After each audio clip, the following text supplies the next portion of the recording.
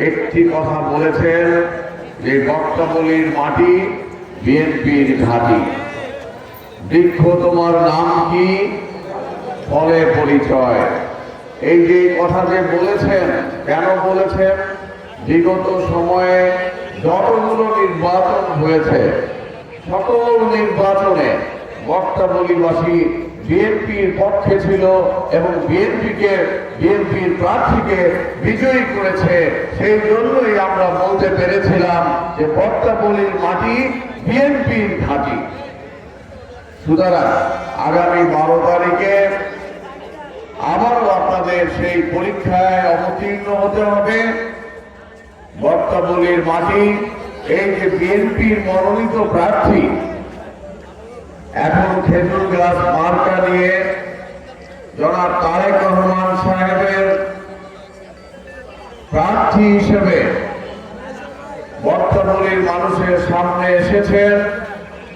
আমি বিশ্বাস করি যেহেতু বক্তাবলীর মানুষ ধানের শীষকে পছন্দ করেন, বক্তাবলীর মানুষ জিয়াউর রহমানকে পছন্দ করেন, বক্তাবলীর মানুষ খালেদা জিয়াকে পছন্দ করেন, বক্তাবলীর মানুষ জিয়াউর রহমান এবং খালেদা জিয়ার সুযোগ্য সন্তান, যার নেতৃত্বে গত 15 বছর আমরা রাজপথে থেকেছি।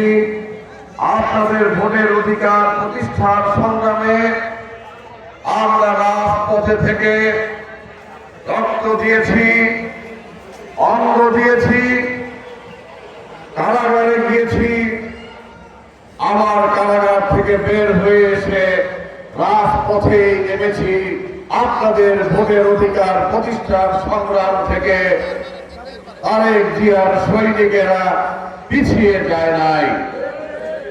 আজকে আমি আপনাদেরকে আহ্বান জানাতে চাই, আমরা যেহেতু আপনাদের ভোটের অধিকার আদায়ের সংগ্রামে মাঠে ময়দানে লড়াই সংগ্রাম করেছি, ইনশাআল্লাহ আগামী 12 তারিখে আপনারা সেই ভোট আপনারা আপনাদের পছন্দের প্রার্থীকে অবশ্যই দিতে পারবেন, এটা আমরা বিশ্বাস করি। এবং আরো একটা জিনিস বিশ্বাস করি, যেহেতু এই ভোটের অধিকার আদায়ের জন্য আমাদের নেত্রী দেশ নেত্রী বেগম খালেদা জিয়া 6টি বছর স্বৈরাচারী হাসিনার কারাগারে বন্দী ছিল। আমাদের নেতা জনাব তারেক রহমান 15 বছর বাংলাদেশে আসতে পারেন নাই। আমাদের নেতা জনাব তারেক রহমান তার ছোট ভাই কোকর জানাজায় অংশগ্রহণ করতে পারেন নাই। কাজেই এই পরিবারের ত্যাগ বিবেচনা করে, জিয়া পরিবারের ত্যাগ বিবেচনা করে অতীতে বাংলাদেশ জাতীয়তাবাদী দল বাংলাদেশের রাষ্ট্র পরিচালনায় যতবার দায়িত্ব পালন করেছে, সেই সময়ের কথা বিবেচনা করে আপনারা অবশ্যই আগামী নির্বাচনে বাংলাদেশ জাতীয়তাবাদী দলের পক্ষে থাকবেন এবং জাতীয়তাবাদী দলের মনোনীত প্রার্থী মুফতি মনির হোসেন কাসেমীকে খেজুর গাছ মার্কায় ভোট দিলেই সেই ভোট ধানের শীষের পক্ষে যাবে। খেজুর গাছ মার্কায় ভোট দিলেই সেই ভোট তারেক রহমানের বাক্সে যাবে। খেজুর গাছ মার্কায় ভোট দিলেই দেশনেত্রী বেগম খালেদা জিয়া আপনাদেরকে ভালোবেসে আপনাদের অধিকার আদায়ের জন্য তিনি নিজের সর্বসুখ বিসর্জন দিয়েছেন। তিনি তার একমাত্র ছোট সন্তান আরাফাত রহমান কোকোকে মৃত্যুর মুখেও তিনি বাঁচাতে পারেন নাই, ওই স্বৈরাচারী হাসিনার সঙ্গে আপোষ করেন নাই। সেই ত্যাগ বিবেচনা করে বক্তাবলীবাসী আগামী 12 তারিখে অবশ্যই প্রমাণ করবে বক্তাবলীবাসী আগে যেমন বিএনপির পক্ষে ছিল, এখনো বিএনপির পক্ষে রয়েছে। এখনো খেজুর গাছ মার্কায় ভোট দিলেই বিএনপির বাক্সে সেই ভোট যাবে। কাজেই 12 তারিখে আপনাদের সেই পরীক্ষায় অবতীর্ণ হতে হবে। আরেকটি কথা বলে আমি আমার বক্তব্য শেষ করব, সেটি হলো আমরা বিশ্বাস করি আগামী নির্বাচনে বাংলাদেশ জাতীয়তাবাদী দল জাতীয় সংসদে সংখ্যাগরিষ্ঠ আসন লাভ করতে পারবে। আর যে দল সংখ্যাগরিষ্ঠ আসন লাভ করবে সেই দলই সরকার গঠন করবে।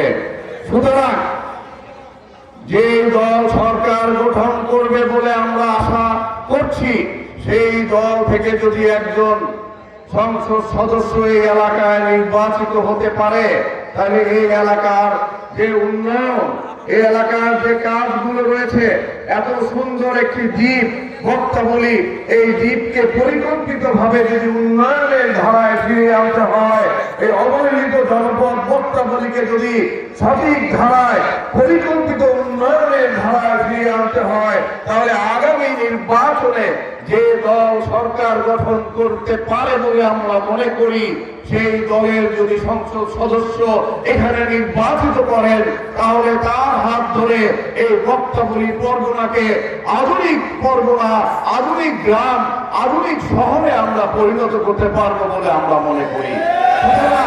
এই বিবেচনায় হলেও আমাদের প্রার্থী, আমাদের দলের প্রার্থী, বিএনপির প্রার্থী, সে যে দল থেকে মনোনয়ন পাক, সে তার দলের নাম জমিয়তে উলামা ইসলাম হলেও জমিয়তে উলামা ইসলাম এবং বাংলাদেশ জাতীয়তাবাদী দলের সম্পর্ক একেবারেই অবিচ্ছেদ্য।